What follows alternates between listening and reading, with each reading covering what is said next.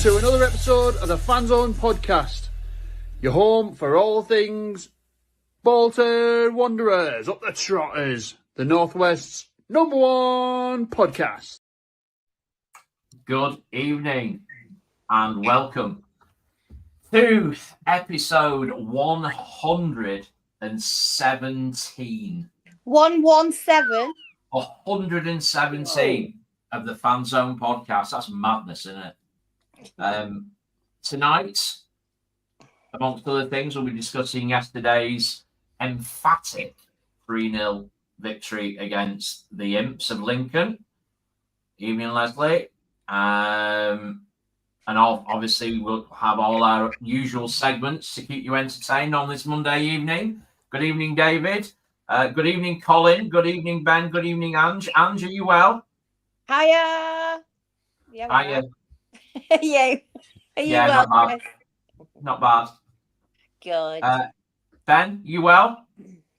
Yeah, very well. Very well. I feel like it's been a while since I've been on, to be fair. So, but don't know it what I'm doing. has. But So it's not. There's no feels like. Yeah, it has it's been. ages. Yes, yeah.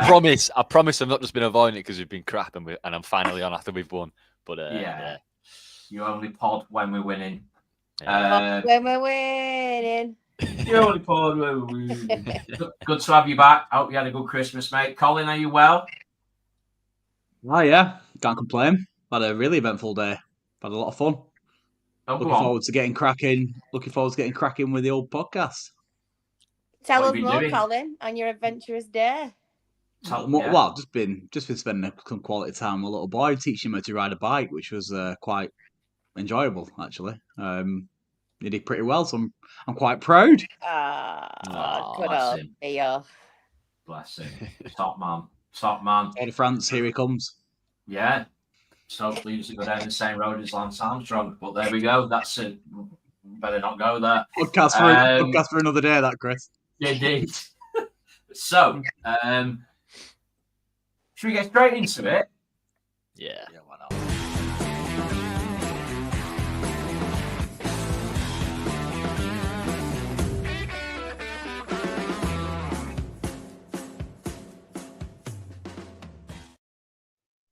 As usual, this segment is brought to you by Johnston Tiling for all your home tiling bathroom requirements.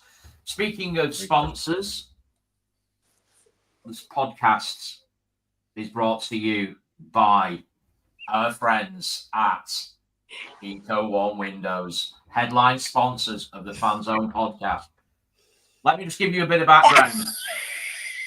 Now, let me tell you about Eco1 Windows. These lot are no strangers to keeping you cozy in the land of eternal drizzle.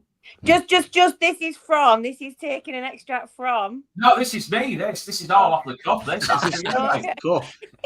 They're all about keeping you warm and snug without letting your hard-earned cat dosh fly out the window faster than a pigeon on a steak bake. That's a win-win situation, right? Their website, eco1-windows.co.uk, is a goldmine of info on how they do their magic. They've got top-notch double glazing that'll make your house warmer than a cheese and jalapeno fresh out the oven.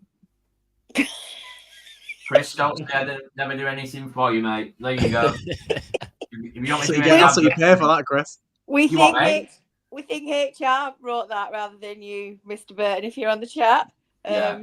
But yeah, there's a lot of pasty references there. Got heartburn just keep listening to it. HR and head of marketing wrote that. So, yesterday, Wow. all my troubles seem so far away as we beat Lincoln 3-0 in an emphatic one-sided affair at the Tough Sheet Community Stadium. Discuss. Colin, what are your thoughts on the game? Obviously, a clean sheet. Some players returning from injury. We're getting live score updates. Connor. Isaac. Sorry. Isak has scored for Newcastle.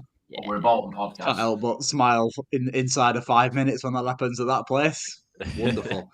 Right, back down the M61 to the Reebok Stadium yesterday. Please.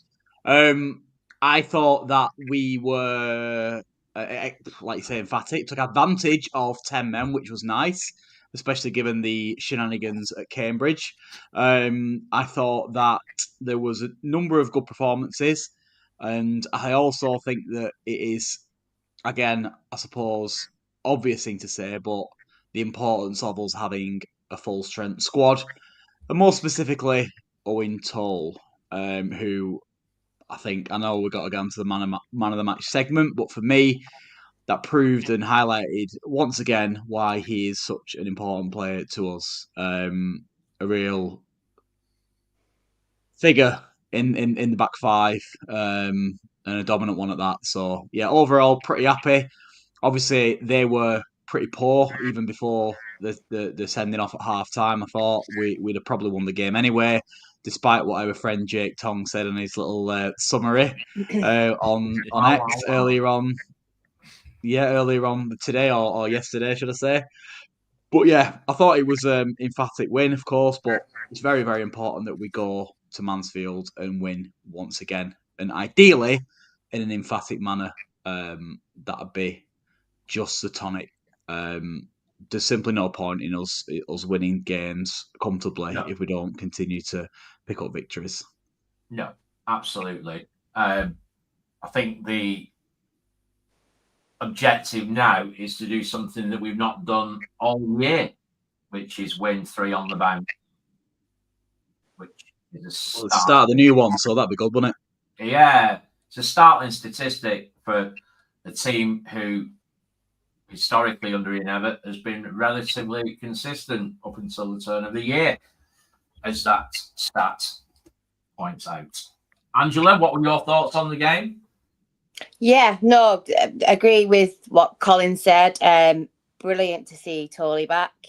No nonsense, sorts it right out defender. Felt much more comfortable with him in that box of ours, doing what he does. Best shift in a white shirt for Mateta. I think we showed a little bit. I think, and someone had put it today on Twitter about the killer instinct thing, and I don't know if it's in your fan focus or whatever, but it was like we were trying to put it to bed a bit more than we have done previously. We didn't sit back as much. I felt like we added a little bit more about us. Still was far from perfect, but something to work from, I would say. Yes. So yeah, going into the new year, let's just keep it up. Got to back it up. Like Colin said, got to win the next 2 now.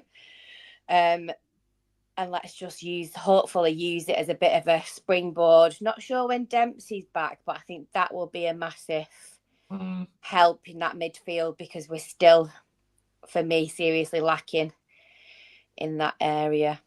Yeah, I think it's about a week away into the new year before Dempsey will be back. And maybe Rotherham then, do we think? Maybe Rotherham? Yeah, probably. Yeah. Just touching upon quickly what Ange just said, Chris.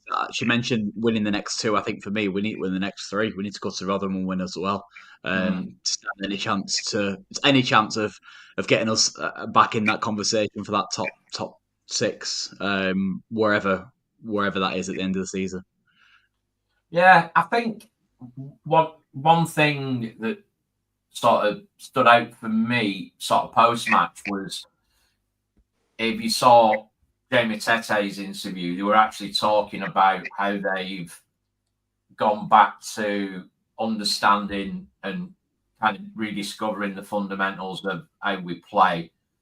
Did the basics. The basics. Yeah, exactly. And you know what? A lot of it is lip service, all this post-match dribble. A lot of it is just lip service.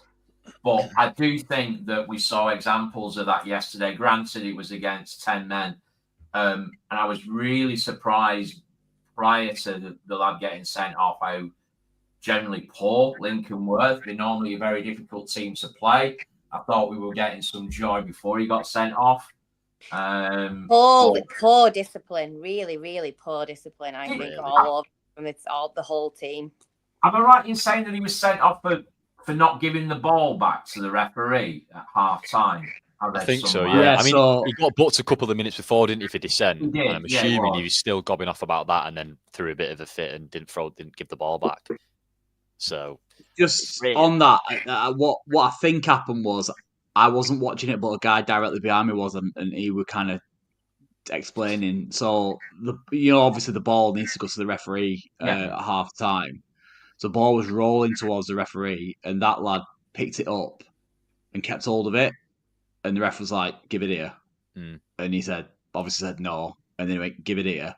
Anyway, he was obviously saying stuff about the first half, whilst he had hold of the ball, and he then obviously chucked the ball on the floor as in an aggressive, in inverted commas, manner, and he got sent off for dissent, second yellow. Supposedly that's what happens. Really poor that. I mean, you can somewhat forgive, a couple of yellows for 2 fouls, sort of like, like Boateng did. I know Nigel Clough didn't hold back about Boateng. I know it's still silly, but to get booked for 2 stupid things like that a couple of minutes apart, unforgivable. It's unforgivable, isn't it? Yeah. And really disappointed because I was kind of looking forward to seeing how he got on, because obviously Jake loves him to death, doesn't he? He was. Sorry, Ben. I think he was struggling, to be honest, in the game. Hence the frustrations and why he were acting how he were acting, because McAtee kept dropping in that kind of gap between the forward line and the midfield. Then he picking up them loose picking up the ball, causing a lot of problems for him. So obviously it was just frustration, weren't it?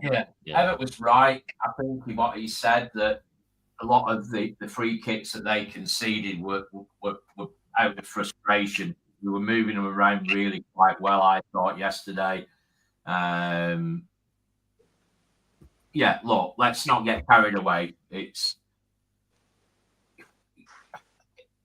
when you look at the stats and you look at it, there's loads of them flying around, but one that stood out for me that I read earlier is we're 8th. We played 21 games. We've only won 10 in the league. We've lost 7. So when you break it down into like the most simplest of bite-sized kind of stats like that, it's appalling. It was Dan Bowles mentioned on Twitter. If somebody said to you at the start of the season that you'd be 8th on 34 points and X points away from automatics or whatever it was, however he put it, would you be content with that? No. No, not at all. No, I think what's going to happen. No. It is important to say that you can separate being disappointed with the season so far and then being happy with a win. Like, to me, yesterday was a big kind of. I mean, in the bad run we've been on, I sat there about 70 minutes yesterday going, we're 3-0 up here, we're pretty comfortable, and we're basically going to win the game. It's been a while since we've done that. Kind of makes you sit back and appreciate winning a game of football for once and winning it pretty comfortably, which, as I said, we've not done for a while. Today, forget all the big picture stuff. Yesterday, it was just nice to be winning the game comfortably and not having to, like the Barnsley game, if we were 1-0 up, that second half, it just felt like we were sat there waiting for them to equalise and come back into it, whereas I never felt that was going to happen. Obviously, it's a big factor. It was extremely comfortable. It was very, very comfortable. Yeah, nice to not be ripping your hair out. Exactly. Yeah, it was just nice to be able to relax and watch our team win a game of football comfortably. Yes. Obviously, there's a lot of negativity around, but what I don't dig is folk on Twitter slagging people off who were happy with a win. That's just utter nonsense. There's been plenty of managers been at Bolton and I've wanted them gone long before they've gone, but I've still celebrated every goal we score under them, and I've still celebrated every win. And that'll never change. Yeah, it's hard at the moment. It is difficult. People struggling to go to the games, but take the rough with the smooth, or the smooth with the rough, as the case may be, and enjoy it. I mean, I saw someone tweet about, I can't remember who it was, saying at the end of the day, being a football fan is a hobby and you go there to enjoy it. If you can't go and enjoy a 3-0 win without thinking of the bigger picture and what, the long-term impacts of that, whatever, if you can't just go and enjoy that as a day, then what are we doing? Yeah. You've got to enjoy the wins, Pete. Yeah. Otherwise, you're in wrong game. Like, you got to. Come on. You nailed on the head. Yeah, just going back to what you mentioned before about what Dan Vols mentioned on Twitter, Chris. Obviously, I think what's going to need to happen now is that it has to be an immaculate away run of results because we can't possibly go and win 11 of our last. Oh, sorry, it'll be 10 of our last 11 games now at home. No. The away form needs to be immaculate from now Yeah. to the end of the season. No slip-ups whatsoever. And to be fair, in that respect, and it's probably more a measure of how poor we've been at home, but our away form this season has been on a par with our home form. So, look, it's one of those in the situation that we're in currently. You know, it's never going to be we beat a team convincingly 3-0 who are there or thereabouts with us in the league. You know what I mean? It's all about context, isn't it? I guess, but. No, I thought it was. I think a few people in the chat have mentioned. Radix has just said it that the atmosphere in the ground was weird yesterday. It was a community day. I think people may have lost sight of that a little bit. So you're getting your tourist element of supporters. I know. The away end was probably the quietest we've had. It doesn't help when we have a quiet away end. Yeah, which surprised me because they brought quite a few, didn't they? I think it's the context of the game, innit? 1-0 down and your 10 men, probably have to sort of. But even before that, they started. The first thing they sang was "Football in a Library," and I was like, in about 15 minutes in, like, come on. Really? Yeah, it was a bit.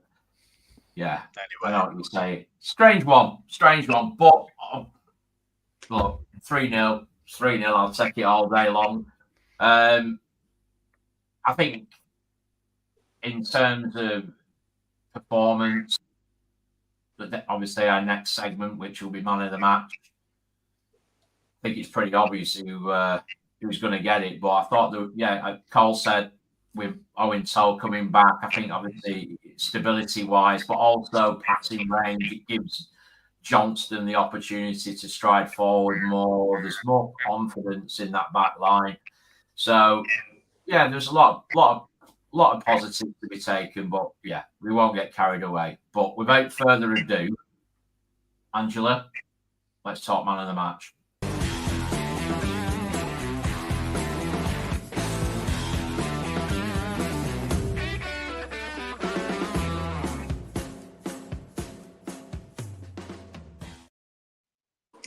Okay, you all know the drill.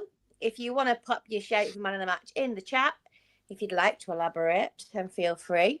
And whilst you do that, we'll have a go around the panel and see what we've got on offer this week. I nearly said, but it's like blooming how many pods a week is it at the minute? So let's see, as we've not had Ben on for a bit, we'll start with you, Ben. Yeah, it's pretty obvious, isn't it? Everyone's saying in the chat. I think when, as Chris pointed out as well, that I forgot about, obviously he created the first goal with his brilliant pressing and tackle, which eventually fell to Toll, who gave it to Collins, and obviously his 2 goals in the second half. It was just Jay Matete is my man of the match. Not going to beat around the bush. He was brilliant. Even at half time, said to the lads I go and talked to at half time, I thought he was our best player in the first half, which, it's not as if the 2 goals is all he did. He was kind of everywhere that first half. He's mopped up pretty well. He played pretty well at Wickham as well, defensively.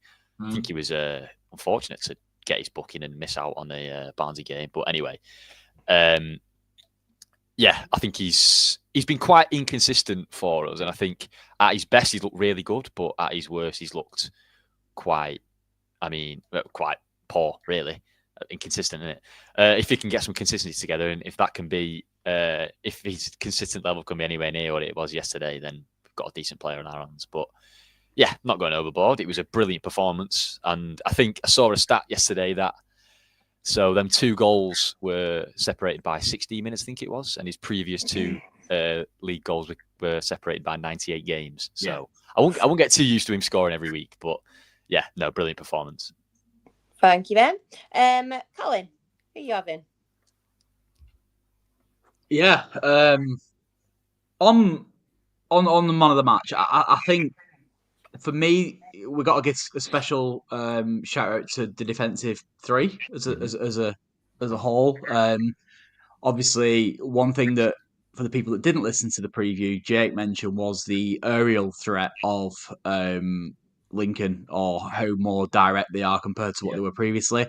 And I guess you can kind of see that with the two lads that they have up front. Obviously, one of them is Danny Kadamatri's lad, who kind of got pointed at as one of the better players. And I thought Ricardo Santos kept him very, very, very quiet. And please keep in mind that he played for Sheffield Wednesday in the Championship a few times last season. So obviously he's coming from a higher level.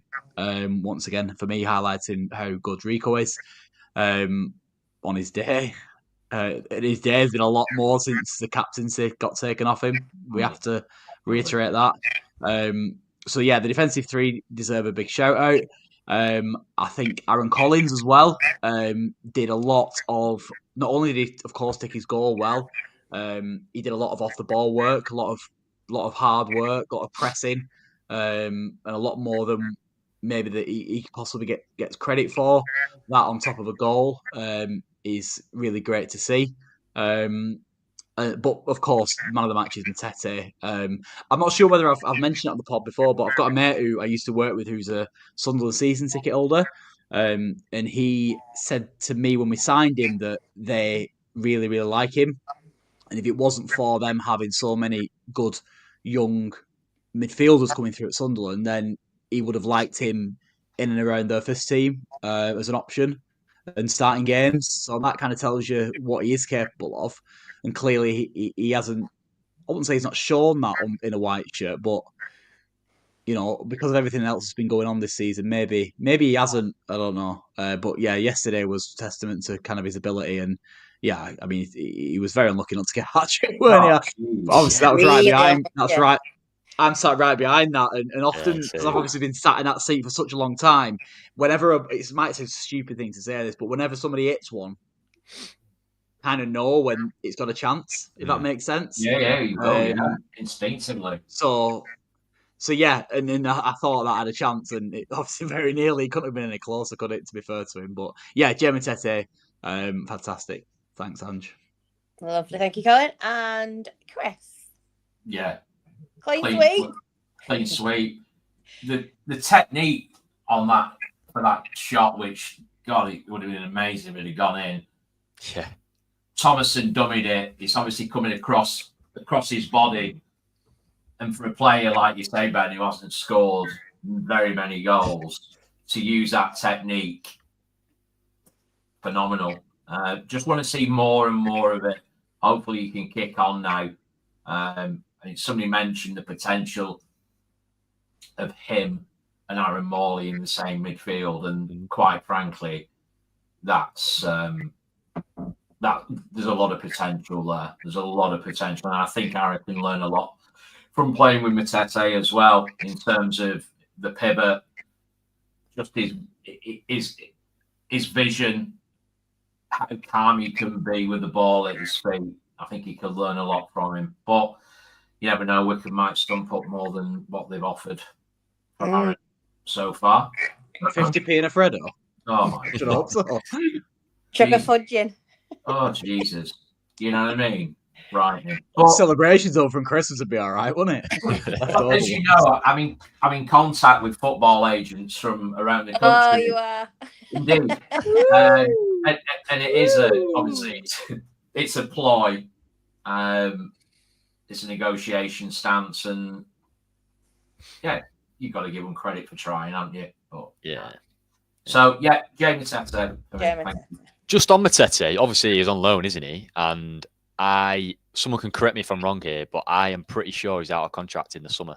So I think he's one of them, like we've done over the last few years with loan signings, with signed players that we have for sort of front runners for in the summer. So I think he's 23 as well. He's still pretty young. Is he? He's still young. Yeah. Wow. 23, 24. Someone in the chat correct me if I'm wrong, but yeah, I think, yeah, good luck on to look out for. Yeah. Wow. Quick Google of that. Well, yeah, that'd be something to look forward to, hopefully. So yeah, absolutely. For me, it's also young Mr. Matete. I think he carries the ball really well. I think he held that midfield together yesterday, and a little bit of security alongside some more experience would be nice for him. But hats off to the lad, and really, really, really, really unlucky to not get a hat-trick. But yeah, I think the chat pretty much backs what we said. A couple of shouts in there for McAtee, Lolos and Tall. All good honourable mentions. But yeah, let's this week's Fanzone man of the match is absolutely Jay Matete. Marvellous. I'll let HR know.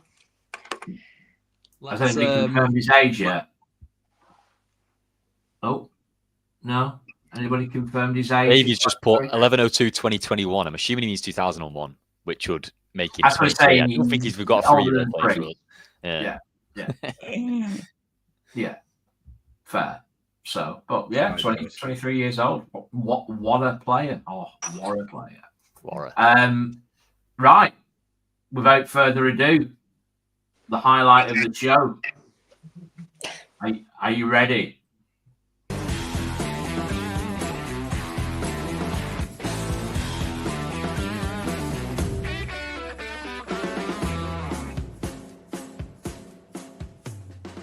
Hello, everybody. Welcome back to Get Stat On with the Statman himself. Thank you very much for tuning in. And, of course, this segment is sponsored by Jen Louise Salmon. And you know the line by now. If you're buying a gaff, give her a bell. Of course, it is more complicated. But I am just a simpleton who likes football. So I have absolutely no idea about that. Sorry. Excuse me. Anyway, let's move on to Mansfield as your next league game. Nigel Clough is the manager. I'm sure you're all familiar with him. He has a 1.63 points per game record for Mansfield, but of course they did get promoted very recently, so it's not as good as it may seem, but it's still not bad. They play a 3-5-2 on most games. One of the strikers has a little bit more license to drop or go wide or whatever. One of them stays more central, but it is still a 3-5-2. And one midfielder as well usually pushes up into the front line, and that is usually Keanu Bacchus. And some of you may be familiar with him, as you were linked with him in the summer. And I nearly did some analysis on him, but that, of course, did not come to fruition, so I didn't bother. Okay, we're going to get straight into the screenshots for screenshot one now. And you may think, Statman, what the hell is this? And this is a pass map, right, from their last game versus Reading. And basically, the thicker the line means the more passes between those two players. Right, and you can see how involved the central centre-back is. Number 6, I'm pretty sure it is. And no, it's not number 6, I've got that wrong. But anyway, the one in the middle is definitely involved the most. And but what I do find interesting is number 25, the central midfielder. And I just find it very interesting how he always seems to play it wide. Like, you can see how thick the lines are between the two wing-backs and even the two outside centre-backs. But he's not even made a single pass last game to the central striker, which is Evans. And I find that a little bit mental, especially when basically everything else seems to be going through him, apart from going direct. So that is definitely something to note, that they're not going to play it direct to the striker. They are always going to play it wide first. So you need good wing backs who can defend, basically, who can defend 1v1. And obviously that is a little bit of a problem because not everyone is great at that, especially in the Bolton squad. Excuse me. But yeah, that's definitely something that you need to be mindful of. Anyway, that they are going to play it wide and they're going to put a cross in. Because in the league this season, they are second for accurate crosses per 90 with nearly 6 per game. So they're going to put a cross in, and by God, are they good, which we'll come on to. We'll come on to it right now, actually. So this is the second screenshot of the day, and it is their build-up for their goal in the Reading game. I say build-up, there's not much build-up to it, to be honest, because the keeper just sort of lobs it.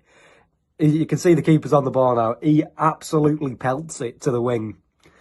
And the defence does split, but not very well. You can tell they're not going to play out from the back, so there's no point pressing dead high. Not everybody, anyway. Maybe one striker, but apart from that, not really. So we're moving on to the next screenshot, and yeah, the keeper's just absolutely blasted it to the right wing. One of the strikers has drifted off to the wing, brought it down, played it to the fullback, or the wing back, sorry, and the wing back puts in an absolute beauty of a cross, I must say.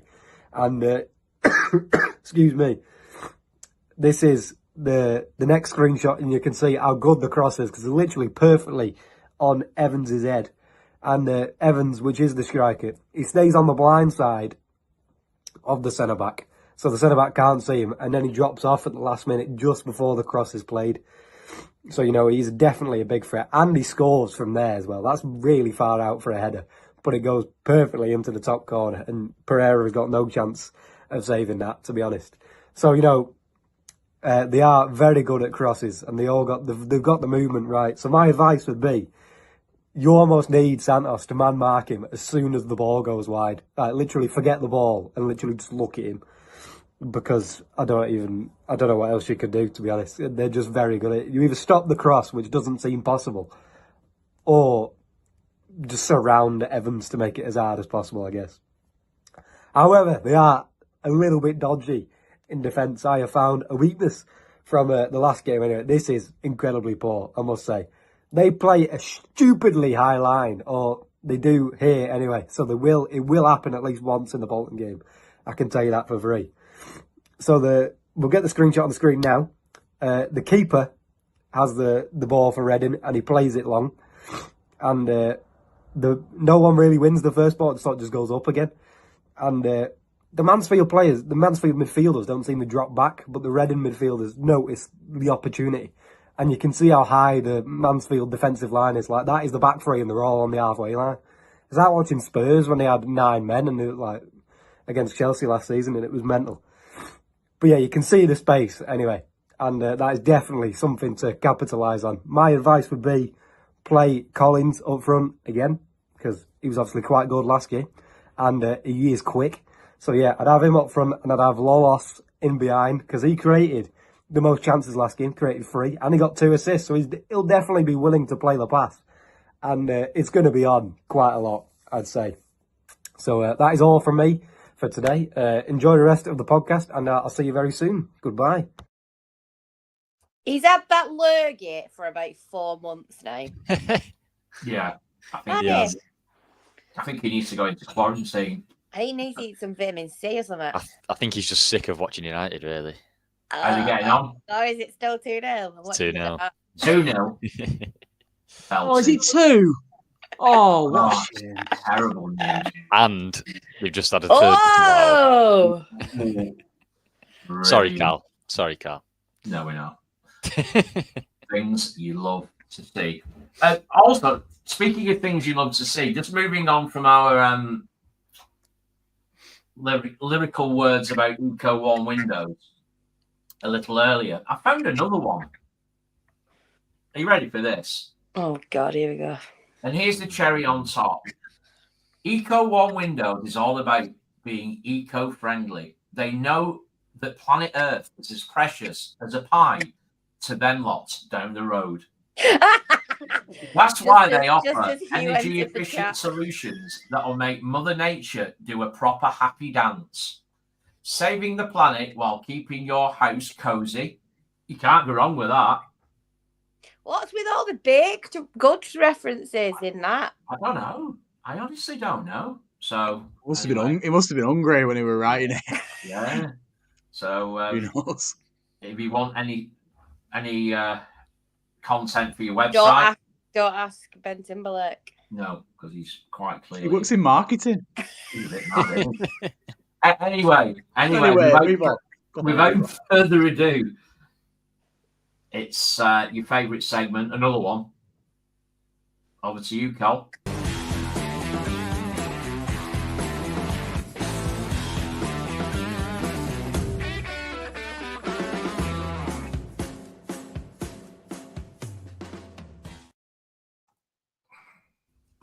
As ever, just for banter, but wanted to bring up a few posts on X that have been doing the rounds. Obviously, we have a sad one that we will end with, and I'll get into that in a second. But some of the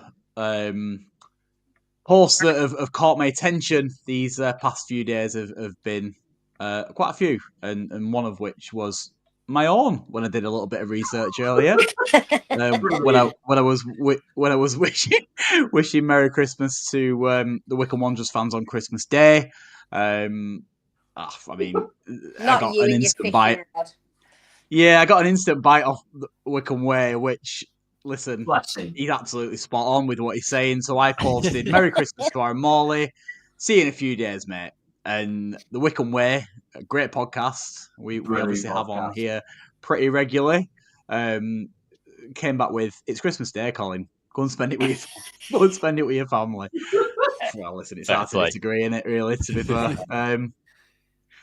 Another one I'd noticed was Luke Watson's comment. Now, listen, everyone's entitled to their opinion. I don't understand why you try and advocate not buy or selling tickets to fans and fans not going and all that type of good stuff. Listen, at the end of the day, we've all got our opinions on it, and we all, or not all, vast majority want a fresh change and challenge for us as a football club. But we all want us to win, and we all should be, therefore, following our duty as fans, in my opinion, to support the club. And that includes the team, of course. You may not support Ian Evatt and his decisions and what's been going on in recent months, but listen, we're once in, never out, as that saying goes. I don't know what your thoughts are on that, guys. Yeah, I agree. Yeah. Sorry, I just eaten a green triangle if I won in the Bolton Street. I was watching you. I could hear you unwrapping it. And it's how much smaller they are. They're what? How much smaller they are. Quality Street. The paper wrapping is not green right. triangles, particularly tiny. Yeah. But no, to your point, Cole, I think if anything, the post served as a rallying call in many respects, because a lot of fans who like us all have been quite negative over the last couple of months, and rightly so. Indeed.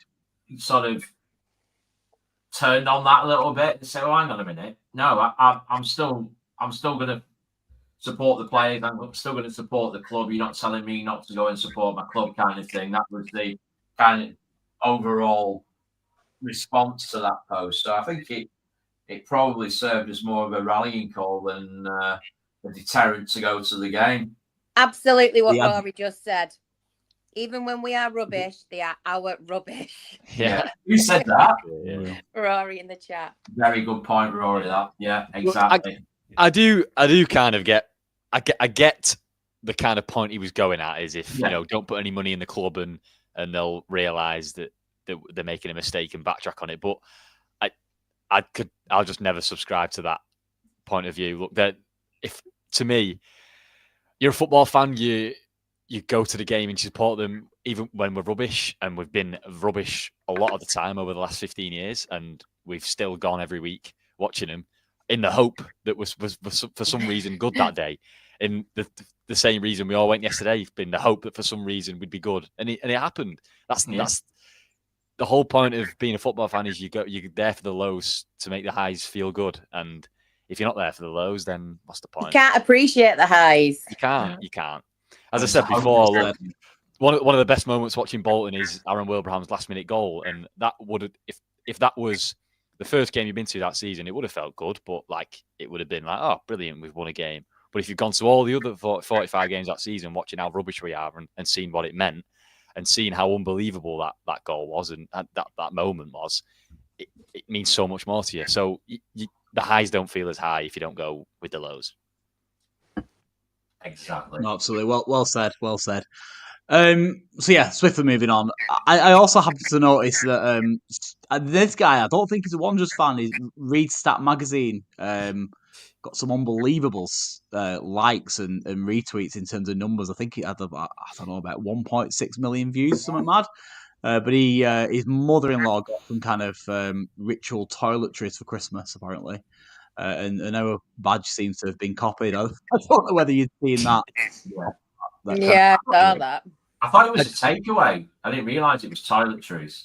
I saw it and I read into all the comments, because I was thinking, that is mad, like, what is going on? And apparently, it's an old Japanese symbol for something. That's what I saw on Twitter. And for some reason, it just coincidentally looks like our badge, which is mad. But yeah. That's crazy. Yeah, maybe we copied it from them. I was going to say, maybe that's where the inspiration from the badge, our badge came from. Then. Somebody do some research.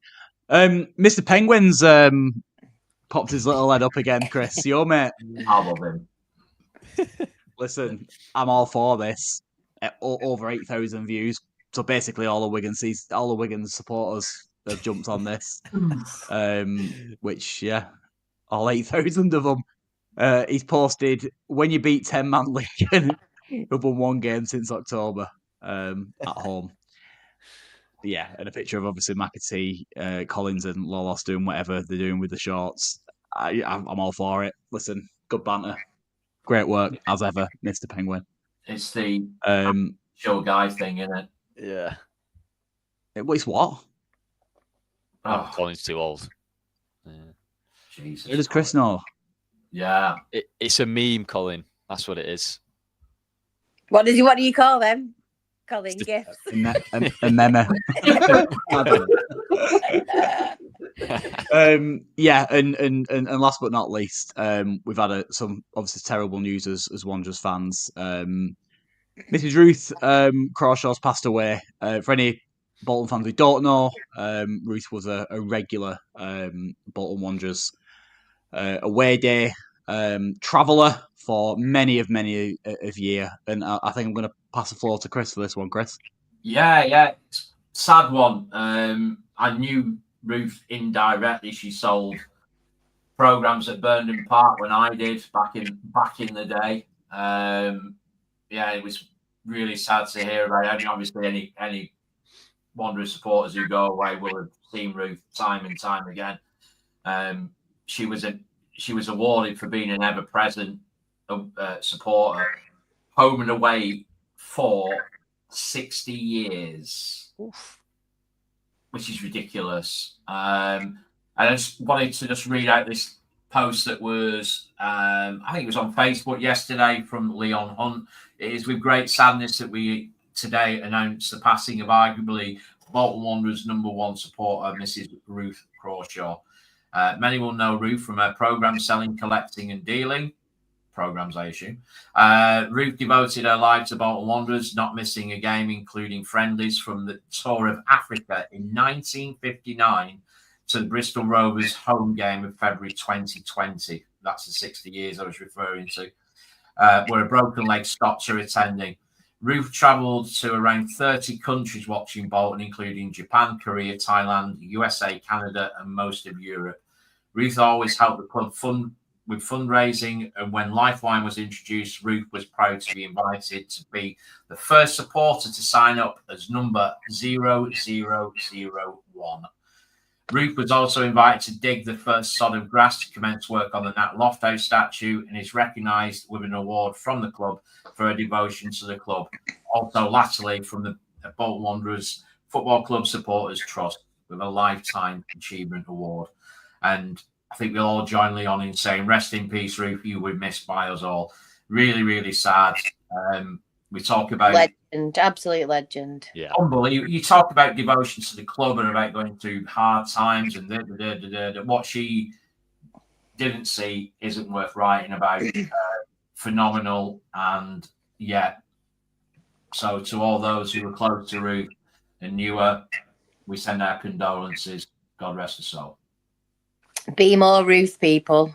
Yes, Be more Ruth indeed. And I think that's your segment done, Colin. Am I right? It is, sir. Yeah. Thank you. Beautifully done.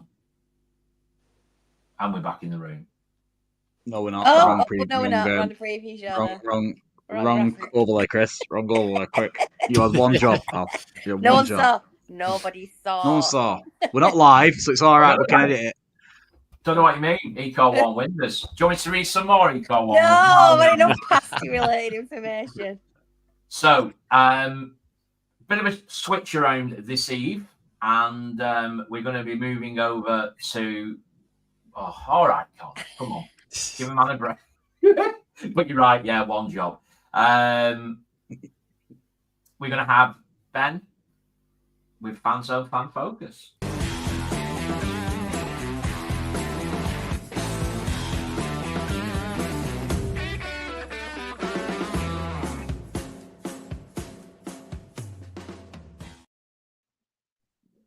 Yes, back to me tonight. As Chris has done a brilliant job hosting, I thought I'd take the burden off him a bit. As we always seem to say, when we win, it's always a little bit quieter. There's less anger and questions that need answering more so. But we've got a few only just. Oh yeah, it's still simmering there somewhere. But yeah, if you have any topics you want discussing in the chat, get them in. We're always just on that very quickly, Ben, if you don't mind, mate. I have saved a few comments from earlier on, which I'll bring up at the end of the segment, if you don't mind. Yeah, go for it. That's fine. Yeah. So let's kick it off. Just a quick one from Liam.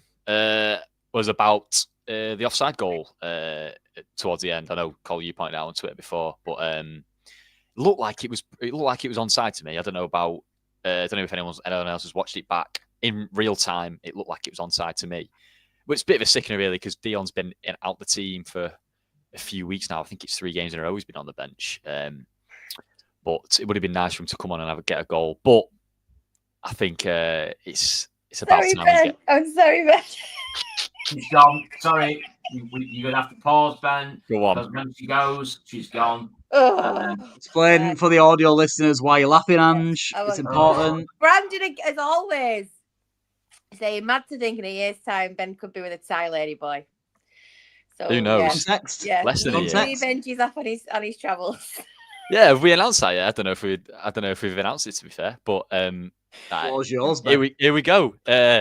In just over 3 weeks' time, I am off. I'm escaping Bolton for a bit to go on my travels to Southeast Asia for around 10 weeks, I think it is altogether. So you'll miss me for 10 weeks. Will you miss me, or you'll you're a lucky boy. I'm gone. Yeah, we'll see. Big hands and Adam's apple. Yeah, we had a big discussion, didn't we, on a Saturday before the game in the fan zone of what I need to look out for, because Chris is very experienced. Whoa. In Thailand. Traveller. Well travelled, I am. Yeah. That's all I was getting at, don't worry. But anyway, back to it. Yeah, it was a fourth goal and a 4-0 win. Who cares if it was offside? It's good that it's not a decisive goal, but irrelevant anyway. But moving on, Jordan Hookway, channel member, he's always here. He's in the chat tonight. Has replied and said, "Are we too honest at times? I felt like we would have had a pen if Schürrle had gone down instead of rounding the keeper in the first half.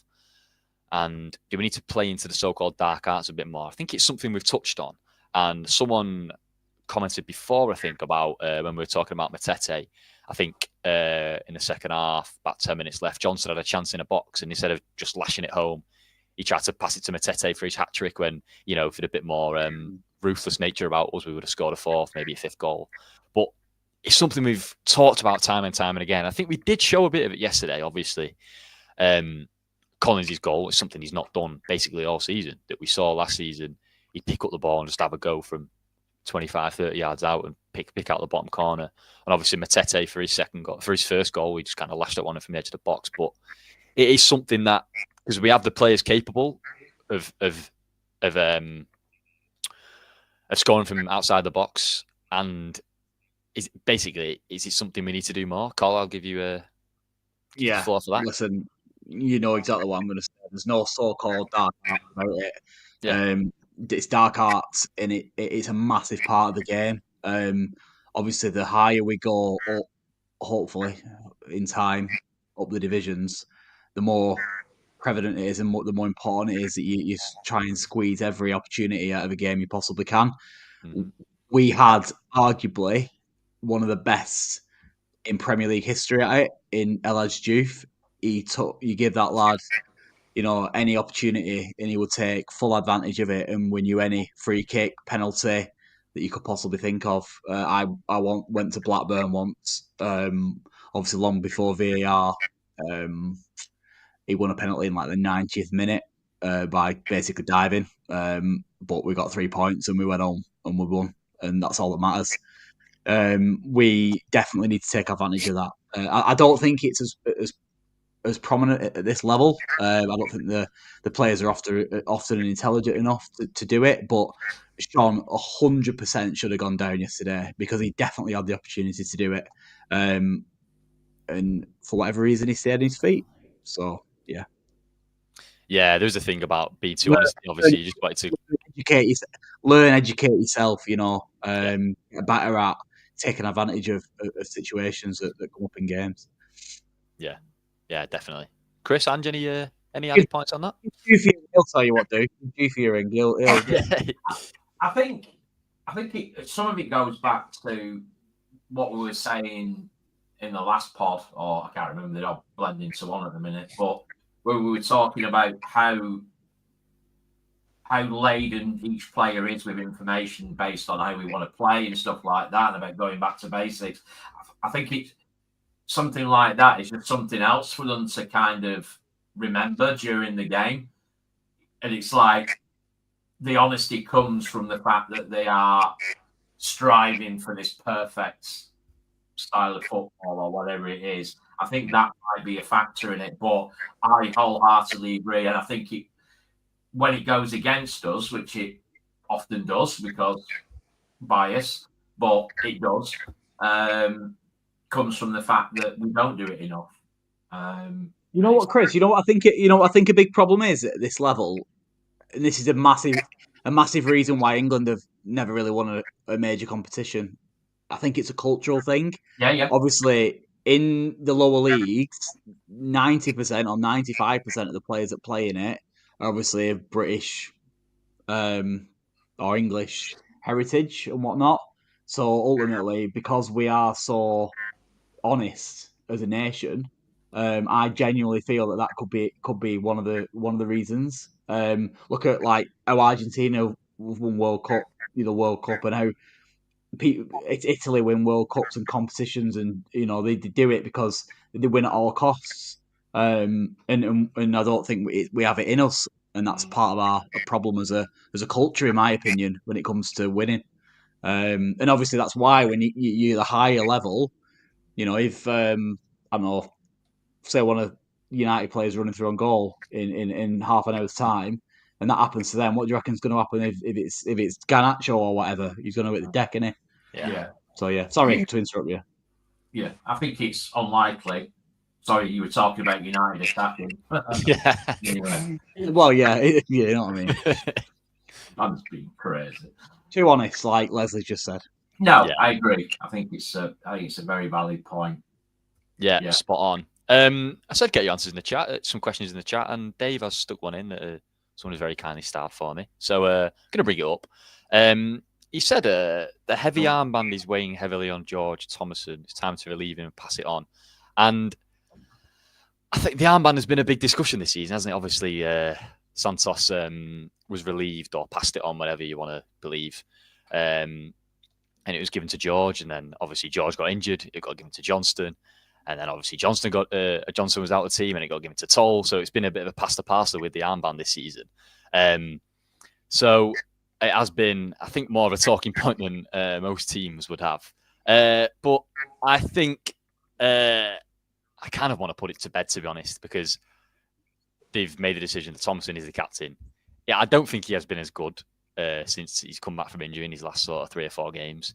But I think to label it just as the captaincy is, I don't know, maybe. We'll see. We'll see. I think they obviously, the fans and the manager obviously think he's the best man for the job. I don't think we should. You know, I think with George Thomason, though, guys, that, listen, this is only my opinion. I know he's a little bit of a scapegoat at the moment, but I think his biggest problem, the reason why he's looked poor in recent weeks, is because we've been poor as a team. Yeah. I do genuinely feel his ability and vision to find a pass and the right pass to the player in the right space at the right time outweighs a lot of the players that we have in our starting 11, in my opinion. So he looks poorer because he hasn't got the options and he hasn't got them runners. And players aren't making the right moves at the right time to allow him to find the passes that he can find. And we know he can find, and we know how good he is. Listen, if teams are coming in for him from the level above and offering north of £1 million for the kid, he's got a lot of talent, whether we like him or not. And I think a lot of it and is... I think that's been the biggest problem for me in recent weeks.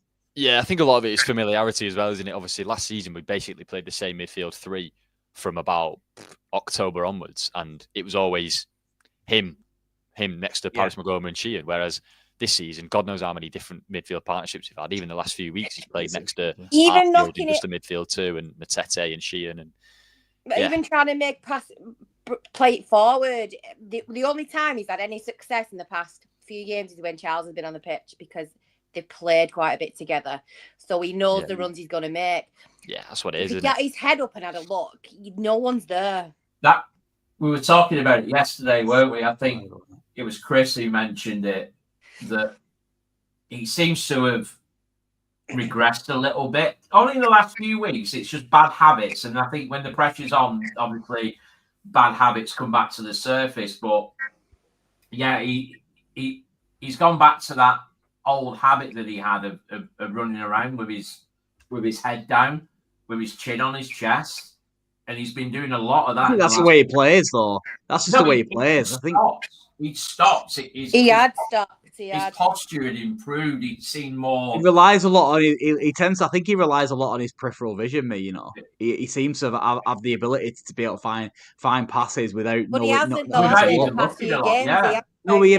Last few games, but that goes back to what I've just said. The players around him aren't. Yeah. Because he ain't looking, so you got to look to play a pass. So he's 6-1 and half to the other, innit? It's a bit of both. Oh yeah. Yeah, I think he had like his usual standards. I think for the last few games he's been pretty poor. But yeah. I just think is that captaincy not helping matters at the minute when he is such a ragtag side and it's changing every 10 minutes? Maybe not. No. He's certainly not as vocal as he was. That first game as captain, I think it was Blackpool at home, was it? When he was first got the armband. And he was shouting at the crowd. He was giving. That's all gone. He's not been anywhere near as vocal as he has previously. Him and Georgie GA were having a bit of a discussion in the middle of the pitch yesterday. I do worry that it's too much for him, but I think we'll see. Yeah, it's very early days, isn't it? I think the point I was going to make basically is that it is a bad month or so for him. I don't think he was great last season and he was good at the start of this season. I think he'll get back to his best, and I think the more games you have as a captain, especially as a young player, you'll grow into it. And I don't think it's the time to be chopping and changing a captain again, as we already have done a few times this season. No. Yeah, ludicrous thing to say. I mean, but sometimes they have to because he gets himself bloody 5 yellows. Yeah, you know what I mean? He got booked again yesterday, didn't he? Funnily enough, he got booked again yesterday. Yeah, we'll see how long he'll stay on the pitch. Jesus. Yeah. And last but not least, we'll just bring in Brandon's comment from earlier, which was the club posted before. It's 200th appearance for Ricardo Santos. It was again the Barnsley game. I think he's got 201 now. He said he's had his ups and downs, but what a player he's been for us, especially on a free transfer. And I just echo that. He has had his ups and downs. Didn't have the best start of 2024, but I think no doubt he's been the best player at the club over the last 5 years, in my opinion, ever since Evert's joined. Obviously, he's been there from the start. And after a rocky first sort of 6 or 7 games, he's been one of the first names on the team sheet and obviously became our captain for good reason. And yeah, has just been imperious. And yesterday he was great again. I think if Matete hadn't got the couple of goals he did, he would have been up there for man of the match, in my opinion. Yeah. The relieving of that armband has done him wonders. Yeah. I think he's been like a different player. I think it's the best decision. Whoever made it, I think it was for the right reasons. Yeah, it looks more relaxed, doesn't he? And less weight on his shoulders. Yeah. But good way to end that, Ben. I think he deserves a lot of plaudits. 200 appearances. Thinking back of players that you're obviously in awe of over maybe not so much Ben's lifetime, but certainly mine, Ange and Chris's. They don't reach them type of numbers. So credit where it's due. Yeah, there's not many players over the last sort of 15, 20 years who've reached 200 really, has there, for us? So yeah. Wouldn't thought no. Maybe I'm thinking like Kevin Nolan possibly. Well, he definitely did. But yeah, Nolan, Davis, obviously Jasper Line and Davis and stuff like that. But I'm on about your obviously JJ, for example, he didn't reach 200. Yeah. So yeah, no mean feat. Yeah, but anyway, that is it for today's Fan Focus. Just as we clock over an hour, we better wrap up so HR doesn't get mad at us. So yeah, thanks for all your questions. It's a good one this week. Legends. Excellent. I'll let you do it again sometime, Ben. Cheers, mate. Nice one. Good job. What was your any other business, Colin? Just touching upon the starred comments in the chat, really, that obviously Ben's touched upon already. He's got on it, so it's perfect. Lovely jubbly. Right. So our next game, New Year's Day, away at Mansfield. So can we keep it up? Can we win 3 games on the bounce? Obviously, we can't at Mansfield, but can we win 3 games on the bounce in these next couple of games? Yeah, let's start with 2. Yeah. So one at a time. Yeah, let's start with 2. Yeah, we'll go with that. Let's walk before we can run it. New year on a positive note, in a positive frame of mind, the best we can anyway. Colin, Ben, Angela, thank you. Everyone who has joined us this evening, all over 120 of you, absolutely massive respect and thank you. Enjoy the rest of your Christmas break. Those going down to Mansfield, travel safely, and we'll catch you on the next one in a bit. See you later.